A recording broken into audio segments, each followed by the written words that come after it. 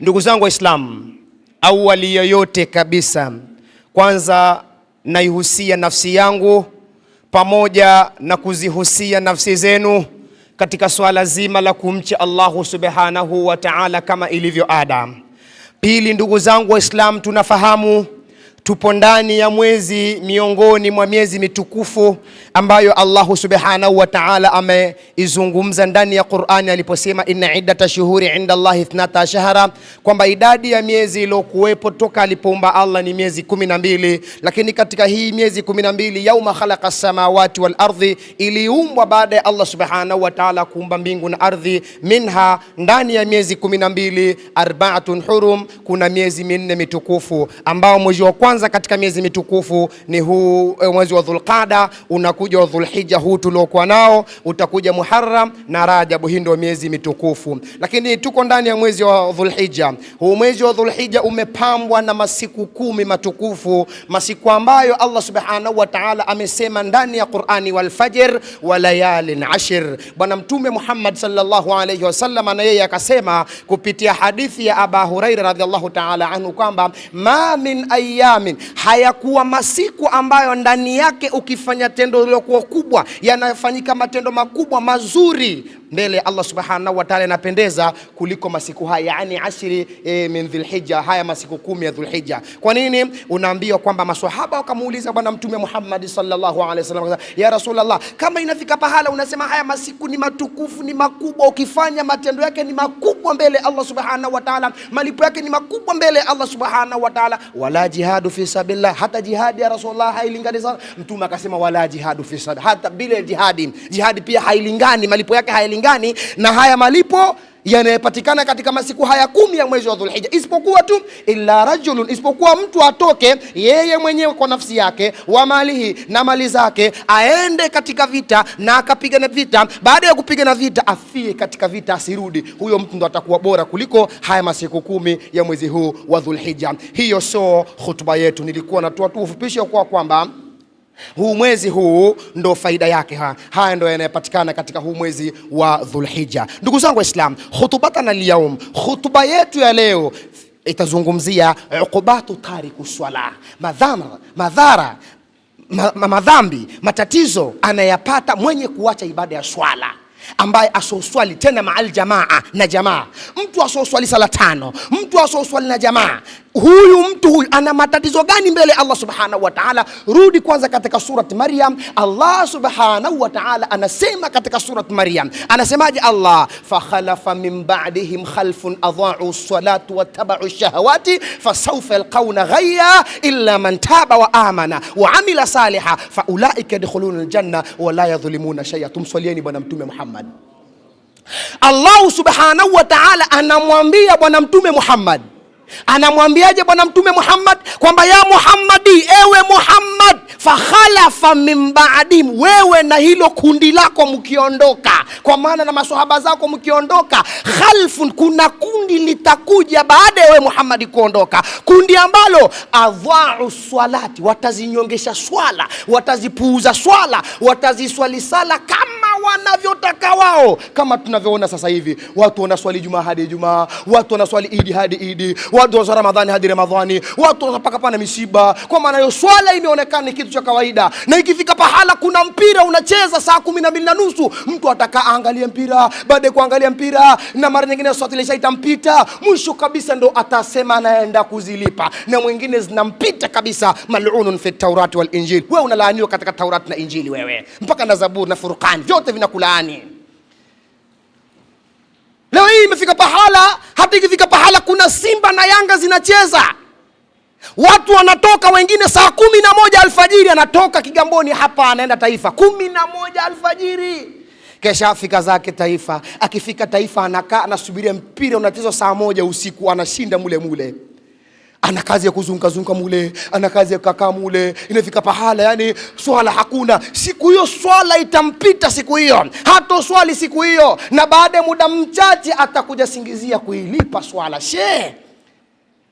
Mwenye kuacha swala tena mutaamidan, kwa makusudi, kutiba ismuhu ala babin nar, jina lake linaandikwa katika moto wa Jahannam.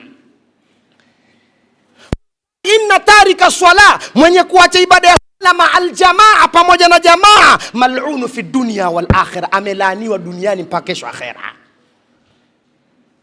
Leo hii tunakula na matariku swala, tunashinda na matariku swala, tunalala na matariku swala, na hatuna habari. Na wewe ni baba, una kijana wako tariku swala, una mkewe tariku swala, una binti yako tariku swala, na unatoka alfajiri kwenda kumtafutia chakula, unarudi unampa chakula anakula, unafuga maadui ndani ya nyumba yako. Shekhe wangu, kama ulikuwa hujui, kama una mke wako ni tariku swala, haswali sala 5, ujue kabisa ya kuwa kwamba unakaa na kuishi na adui ndani ya nyumba. Qur'ani Allah anasema, ya ayyuhalladhina amanu inna min azwajikum wa auladukum aduwwan lakum fahdharuhum. Allah subhanahu wa ta'ala anasema ndani ya Qur'an, enyi mlioamini Allah, hakika baadhi ya wake zenu, baadhi ya watoto zenu, aduwwan lakum, ni maadui zenu. Kwa hiyo kama ni maadui zenu, fahdharuhum, jihadharini nao, jitahadharini nao. Ndugu zangu Waislamu, vipi mke umemtolea mahari, ukaenda kumposa ukamtolea mahari, na ukaenda kumuoa kwa ndoa ya halali, awe adui yako? Mtoto umemzaa ndani ya ndoa, awe adui yako? Kwa vipi? Kwa hapa duniani sio adui yako, ila kiyami saa, kule kiyamani ndo atakuwa adui yako. Itakuwaje? Kuwaje? Allah subhanahu wa ta'ala siku ya kiyama ikifika, ataangalia, jamani, fulani bin fulani, wewe umeswali miaka 30, hujaacha sala hata moja, na umefanya matendo yote mazuri. Kwa cha kufanya wewe, ingia katika pepo yangu, ilhali mimi nimeridhia na wewe uridhie. Nenda peponi. Lakini kabla ya kwenda peponi, kuna mtu anazuia bwana mkubwa asiingie peponi. Hapo mkeo atapiga mkono juu, ya Rabbi, mimi napinga asiende peponi huyu bwana mkubwa. Allah anauliza, wewe nani? Anasema, huyu bwana mkubwa alinioa, akatoa mahari, nikawa naishi kwake, lakini cha ajabu, nimeishi kwake ilhali min tariku swala, nilikuwa natoka naenda nitakako, nilikuwa navaa nitakavo, nilikuwa muda naotaka kurudi nyumbani ndo naorudi huo, na wala hazungumzi chochote ya Rabbul Alamin. Hebu leo angalia huyu bwana mkubwa, haki itendeke leo ya Rabbi. Allah anauliza, bwana vipi chuma chako hiki? Sasa ya Rabbi, wa kwangu huyo. Haya, chukueni miaka 10 mpeni akaishi peponi. Mkeo anachukua peponi. Wanakuja vijana wako wote, wanafika mbele ya Rabbi, na sisi bado tunapinga asiende peponi huyu. Kwa nini asiende peponi? Ya Rabbi, huyu sisi ni vijana wake, ametuzaa huyu ya Rabbi. Kakuzaeni Haya, vipi bwana mkubwa wa kwako? Sema ndio ya Rabbi. Ya Rabbi, huyu bwana mkubwa alituacha sisi, tulikuwa tukizini, tulikuwa imani, hata ikifika pahala anapewa malalamiko kuhusiana na sisi. Kuna wazee shehe, ukimpa mabwana, kijana wako amekuwa ni kifagio cha mtaa, ndio kwanza anamtetea kijana wake na anajisifia, mimi na dume. Mimi una dume ya salamu, siku ya kiyama hilo dume litakwenda kukuangamiza shekhe. Mpeni miaka 10 akaishi peponi. Anakuja binti yako, sema ya Rabbi, na mimi hapa, huyu ni babangu, nilikuwa nakuja kuchukuliwa na magari na pikipiki, na kesha kuziniwa, naletwa alfajiri, nampa pesa ya soda, nampa pesa ya chai, tena nakushukuru alhamdulillah. Baada ya muda mchache hakunikataza mimi ya Rabbi. Hebu leo hukumu leo. Allah anakuja, bwana vipi na wenyewe wa kwako? Asema ya Rabbi, ndio kwangu, mpeni miaka 10. Shehe wangu unabakia sifur ya daini, mikono mitupu, hakuna kitu, unaenda kwenda kuishi katika shimo la moto jahannam. Ndio maana Allah kusema ya ayyuhalladhina amanu inna min azwajikum wa auladikum aduwwan lakum fahdharuhum. Ni maadui zenu, wake zenu, watoto zenu, baadhi yenu, jihadhari nao mashekhe. Unafika pala, unatoka alfajiri unakwenda kazini. Baada ya kutoka kazini, wewe una kazi ya kuuliza tu, jamani vipi watoto wameenda shule? Wameenda shule. Vipi wamekula? Wamekula. Haya basi niwekeni mimi chakula nile lale. Huulizi mkeo mmeswali, humuulizi mtoto ameswali, huulizi mtoto kaenda madrasa. Ndo maisha ambayo tunaishi katika jamii, ndugu zangu Waislamu. Sasa haya yote haya uandae majibu ya kwenda kumjibu Allah subhanahu wa ta'ala siku ya kiyama, ndugu zangu Waislamu. Tariku swala, mwenye kuacha ibada ya swala, yabghadhahu Allah ta'ala, anachukiwa na Allah mtukufu, wal malaika, na malaika wa Allah, mpaka mbingu za Allah, mpaka ardhi za Allah, mpaka jua la Allah, mpaka mwezi wa Allah, mpaka nyota za Allah, mpaka ndege wanaoruka angani, mpaka samaki baharini, hata kullu shay'in tala'at alayhi shams, kila chenye kuchomozewa na jua kinamlaani na kinamchukia huyu mwenye kuacha ibada ya swala. Tariku swala, hata nguo unayevaa inazungumza, inasema lau sio mimi, lau si Allah kunitweza nguvu, ningechanika na ukabakia uchi. Tariku swala, mpaka nyumba anayetoka huwa inazungumza, inasema lau si uwezo wangu, lau ingekuwa ni uwezo wangu, wewe usingerudi tena katika hii nyumba. Tariku swala, mpaka kitanda anacho huwa kinasema lau si mimi, lau si Allah kunitweza nguvu, usingela tena katika kitanda. Tariku swala, mpaka maji unayekunywa yanakulaani. Tariku swala, mpaka chakula unachokula huwa kinanena, kinasema lau sakhartani rabbi, lau si Allah kunitweza nguvu kwa ajili yako, ningekukaba katika koo na ukafa muda huo. Wa inna lillahi.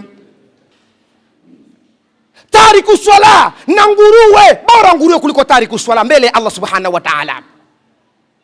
Tunakula na matariku swala, tunaishi na matariku swala katika majumba yetu, tunawatafutia vyakula matariku swala, ilhali hao ni mal'un, wamelaaniwa. Na hatusemi. Mashekhe, tutakwenda kumwambia nini Allah subhanahu siku ya kiyama? Kitu gani utakwenda kumwambia Allah siku ya kiyama, shekhe? Kama itafika pahala mkewe haswali, mdogo wako haswali, familia yako waswali, kila moja wanaishi katika maisha ambayo wewe, ya salam, ndugu zangu Waislamu, maisha gani tunaishi haya katika mji? Leo hii tunalalamika riziki hazipatikani, sababu sisi swala hakuna. Swala ndo msingi wa kila kitu. Alfarqu bainana wa baina almushrikina wal kuffar, tofauti yetu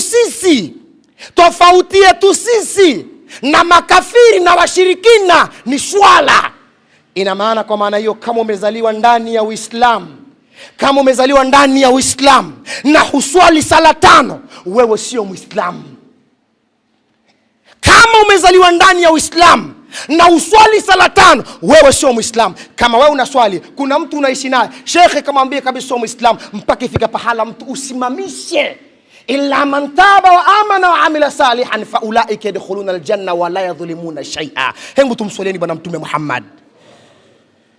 Bwana Mtume Muhammad sallallahu alaihi wasallam anasema, atani Jibrail, alinijilia Jibrail wa Mikail na Mikail, faqala, wakasema, ya Muhammad, ewe Muhammad, inna Allaha yuqri'uka salam, Allah subhanahu wa ta'ala anakutolea salam, wa yaqulu laka, na amesema kukuambia, inna tarika swala min ummatika, hakika mwenye kuacha ibada ya swala katika umma wako, la yajidu rihal janna, hatonusa harufu ya pepo, wa in kana amalihi, hata kama matendo yake akthara, yatakuwa mengi, min amali ahli al-ardhi, kuliko matendo ya watu wote wa ardhini. Inna lillahi. Jibraili na Mikaili wanamwendea Mtume. Walipomfikia Mtume, wanamwambia, Muhammadi, Allah anakutolea salamu, na Allah amesema hivi, mwambie tariku swala katika umma wako, siku ya kiyama hata harufu ya pepo hatoipata. Ukijenga msikiti, ukaenda haji na umra, ukawasaidia wasiojiweza, ukatoa sana sadaka, kama ibada ya sala hakuna, shekhe, hata harufu ya pepo hautoinusa.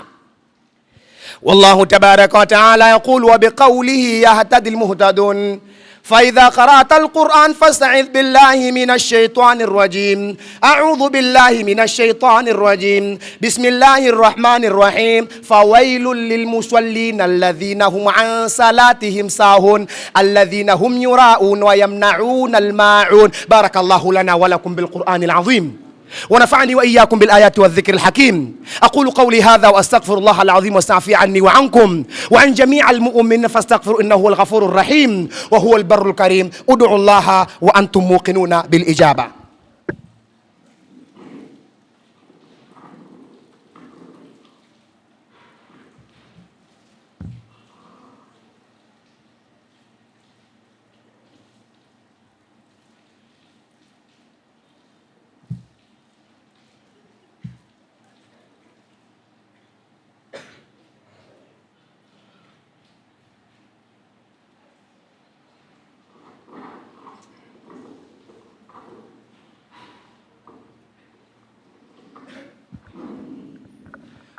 Alhamdulillahi rabbil alamin حمدا يوافي نعمة ويكافئ مزيده، واشهد ان لا اله الا الله وحده لا شريك له، له العظمة والكبرياء والملك والملكوت، واشهد ان محمدا عبده ورسوله الذي حذر وبشر صلى الله عليه وسلم وعلى آله وصحابه حق قدره ومقداره العظيم. عباد الله، اوصيكم مرة ثانية على تقوى الله تعالى وطاعته، كما قال الله سبحانه وتعالى في محكم كتابه العزيز: أعوذ بالله من الشيطان الرجيم، بسم الله الرحمن الرحيم، inna lilmuttaqina mafaza. Ndugu zangu Waislamu, kwa mara ya pili naihusia nafsi yangu pamoja na kuzihusia nafsi zenu katika swala zima la kumcha Allah subhanahu wa ta'ala kama ilivyo ada. Ndugu zangu Waislamu, kama tulivyosema katika hutuba ya kwanza ya kuwa kwamba leo hutuba yetu itazungumzia kuhusiana na swala zima la tariku swala, mwenye kuacha ibada ya swala, ukubatu tariku swala, madhara na matatizo anayapata mwenye kuacha ibada ya swala. Kwanza ndugu zangu Waislamu, fahamuni ya kuwa kwamba inapoadhiniwa adhana Allahu akbar, Allahu akbar, baada ya kuadhiniwa adhana Allahu akbar, Allahu, ikakimiwa swala qad qamati sala, qad qamati sala, baada ya swala kukimiwa, wewe swala ikakupita, ikaja alasiri huja swali ai adhuhurihi, ikapita siku ikapita, jina lako kutiba ismuhu ala babi jahannam, jina lako linakwenda andikwa katika mlango wa moto wa jahannam.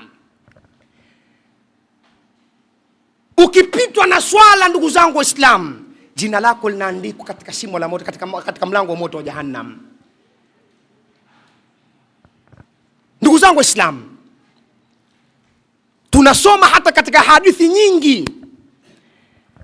Hata hapa kaburini kuna bwana mmoja anaitwa Shujaa al-Aqra. Huyu ni nyoka ambaye ameumbwa na Allah na vichwa vinne. Huyu nyoka huyu unapozikwa, kama ulikuwa tariku swala, kila kipindi cha swala adhana ikiadhiniwa Allahu akbar, Allahu akbar, anakuja kukugonga, na akikugonga uchungu wake hauishi mpaka miaka 40 ishe, ndo uchungu ishe. Fikiria adhuhuri, alasiri, magharibi, isha, subhi, hivyo. Na kaburini hakuna kuishi miaka 10, 15 wala 100. Kaburini kwanza miaka 300 tunaishi ndugu zangu Waislamu. Jiulize, ndani ya miaka 300 unagongwa kila siku, inakuwaje ndugu zangu Waislamu? Siku moja bwana Mtume Muhammad sallallahu alaihi wasallam alikuwa amekaa zake msikitini anadarasisha. Wakati bwana Mtume sallallahu alaihi wasallam anadarasisha, ghafla akaja kijana mmoja wa Kiarabu akiwa analia machozi, na akasimama katika mlango wa msikiti. Baada ya kusoma katika mlango wa msikiti, bwana Mtume alipomuona akamwambia, Bakari, kaniletee yule kijana. Yule kijana kwenda kuletwa. Baada ya kuletwa, bwana Mtume Muhammad sallallahu alaihi wasallam akamuuliza, ya shab, ewe kijana, ma yubukika ya shab, kitu gani kinakuuliza ewe kijana? Yule kijana akasema, ya Rasulullah, mata abi wa laysa li kafnun wala dafnun wala ghasilun ya Rasulullah, amekufa babangu ya Rasulullah, lakini babangu alivyokufa hakuna mtu wa kumkosha babangu, hakuna mtu kumvika sanda babangu. Ya Rasulullah, nahitaji msaada wako, kanisaidia watu ya Rasulullah. Bwana Mtume sallallahu alayhi wasallama anaogeukia masahaba zake. Baada ya kuwageukia masahaba zake, ambia Abubakar, Umar, Ali, Uthman na nyinyi wengine wote, nendeni na kijana mpaka nyumbani kwake. Mkifika nyumbani kwake, ikosheni maiti ya babake. Mkikosha maiti ya babake, iswalieni. Baada ya kumaliza kuiswalia, mkaisitiri. Maswahaba bwana Mtume wanatoka wanakwenda. Walipofika nyumbani kwa kule kijana, lango linafunguliwa. Baada ya mlango kufunguliwa, wanaingia ndani. Baada ya kuingia ndani, wanaikuta maiti imelazwa juu ya godoro ilhali imefunikwa shuka. Maswahaba wote wanakwenda kuitizama maiti. Walipoitizama maiti, kuifungua shuka, wanaikuta maiti imebadilika, imekuwa mfano nguruwe mweusi. Inna lillahi. Maiti imebadilika, imekuwa mfano nguruwe mweusi. Maswahaba wakaanza kulia machozi, kila mmoja analia kivyake. Mmoja akatoka kwenda kumuita bwana Mtume. Anafika ambia Rasulullah, ile maiti kana mithli al-khinzir al-aswad, ile maiti imebadilika, imekuwa mfano nguruwe mweusi ya Rasulullah. Bwana Mtume ananyanyuka, anavaa joha lake bwana Mtume anavaa viatu vyake, safari mguu mosi mguu pili kwenda kuitizama maiti hiyo. Bwana Mtume anafika, anaikuta maiti juu ya godoro, anafungua shuka, anaikuta maiti imebadilika, imekuwa mfano nguruwe mweusi. Bwana Mtume akanyanyua mikono juu. Bwana Mtume kanyanyua mikono juu, akamuomba Allah, akamwambia, Rabbi, rudi Tukarudisha hii maiti katika hali ya kawaida. Maiti ikarudishwa katika hali ya kawaida. Baada ya kurudishwa katika hali ya kawaida, wakaikosha. Baada ya kuikosha, wakaivika sanda. Baada ya kuivika sanda, wakaitia kwenye jeneza. Baada ya muda mchache, wakaiswalia safari ya kwenda kuizika. Wanafika makaburini, wanataka kuanza kuizika. Maiti inarudi katika hali ya kuwa nguruwe. Bwana Mtume tena ananyanyua mikono juu kumuomba Allah. Baada ya Bwana Mtume kumuomba Allah, inarudi katika hali ya kawaida. Baada ya muda mchache sasa, wanaizika maiti. Baada ya kuizika maiti, Bwana Mtume anamgeukia yule kijana. Baada ya kumgeukia yule kijana, ambia, hebu tuambie kijana, baba yako alikuwa na makosa gani? Baba yako alikuwa na matendo gani mpaka imefika pahala Allah subhanahu wa ta'ala amemuondosha katika hali ya udhalili kama hii, amemuondosha katika hali mbaya kama hii, hali ngumu kama hii? Yule kijana akiwa analia machozi, yule kijana akawa analia machozi, na huko anasema, ya Rasulullah, Mtume wa Allah, baba yangu mimi kana tariku swala, alikuwa ni miongoni mwa watu wenye kuacha ibada ya swala. Inna lillahi. Mara nyingine huenda tunaswalia manguruwe misikitini, hatujui, kwa sababu tu ana pesa. Jamani, huyu alikuwa na pesa, au ni diwani, au mtaa wote anajulikana huyu, kwa hiyo kwa heshima yake tukamsalia msikitini. Kumbe mmeleta nguruwe msikitini. Ndugu zangu Waislamu, maisha gani bila ya swala? Hayo ni maisha gani unaishi bila ya swala? Ni maisha gani unaishi na mkewe nyumbani bila ya swala? Tuko wengi hapa, sio kwamba wako nje. Hapa msikitini mpo ama tupo. Utakuta jitu limekuja msikitini, Allahu Akbar, ya salam, astaghfirullah. Nyumbani kwake mke wake ni mtihani mkubwa, anatembea uchi, mabega wazi, kichwa wazi, na asali 35. Kila shughuli mkewe anaijua. Halafu unasema na mke, halafu unajitapa, jamani, waifu wangu nampenda. Matatizo hayo. Yaani unaishi na mitoto haiswali sala 5 na unaitafutia. Wewe shekhe, unaitafutia nini kwa Allah wewe? Kitu gani unatafuta kwa Allah subhanahu wa ta'ala, mashekhe? Kama mke wako ni tariku swala, unatafuta nini kwa Allah subhanahu? Unajitafutia nini kwa Allah subhanahu wa ta'ala? Kakaeni na vijana wenu, kakaeni na familia zenu, mwambie waswali. Swala ndo msingi wa maisha. Na mara nyingine huenda tunatafuta riziki hazipatikani, tunachuchunguza, mbona mambo yangu yamekuwa magumu sana, shida nini? Kumbe kuna miji tunaitafutia riziki huko, naipelekea pesa ambayo ni tariku swala, ndio inasababisha riziki zinakuwa ngumu. Allah amesema, wa'mur ahlaka bis-salat wastabir 'alayha la nas'aluka rizqa nahnu narzuqukum. Si ndivyo? Ndivyo Allah alivyosema. Waamrisheni ahali zenu, waamrisheni wake zenu, waamrisheni familia zenu kuswali. Allah akasema, mimi sikuombeni riziki nyinyi, bali nyinyi, mimi hapa Mola wenu ndo nekuruzukuni. Wewe waamrisheni ibada tu, lakini kuhusiana mambo ya riziki niachieni mimi Allah. Allah kesha kutoa mashaka kuhusiana na riziki. Kikubwa waamrishe familia zenu, ahali zenu swala, ibada ya swala ndo msingi wa maisha. Bila swala hakuna maisha, mashekhe. Bila swala ni nyinyi ni maiti ambao mnatembea. Kama hakuna swala, wewe ni maiti unatembea, huo maiti iko hai unatembea. Wewe uswali. Unafikiri wewe mtu uko hai wewe kama uswali? Uhai wa mtu ni swala, ibada ya swala. Ndio mengine yote ziada, lakini swala hala swala. Inna Allaha malaikatahu yusalluna ala nabi ya ayyuhalladhina amanu sallu alayhi wa sallimu taslima. Allahumma salli ala sayyidina Muhammad wa ala ali Muhammad nuril qalbi wa qurratil aini wa ala ali Muhammad faya ayyuhar rajuna minhu shafa'atan sallu alayhi wa sallimu taslima. Allahumma salli ala sayyidina Muhammad wa ala ali Muhammad faya ayyuhal mushtaquna ila ru'ya jamalihi sallu alayhi wa sallimu taslima. اللهم ارض عن أول من استحق من بعد الخلاف بالتحقيق قاتل الكفرة والرفضة والزنديق أفضل الصحابة الشيخ الكبار معدن الصدق والوقار صاحب رسول الله صلى الله عليه وسلم في الغار الصادق الصديق قابل الرفيق والإمام الحق والتحقيق أمير المؤمنين سيدنا أبي بكر الصديق وأمير المؤمنين سيدنا عمر بن الخطاب وأمير المؤمنين سيدنا عثمان بن عفان وأمير المؤمنين سيدنا علي بن أبي طالب. وارض اللهم عن بقية صحاب رسول الله صلى الله عليه وسلم أجمعين.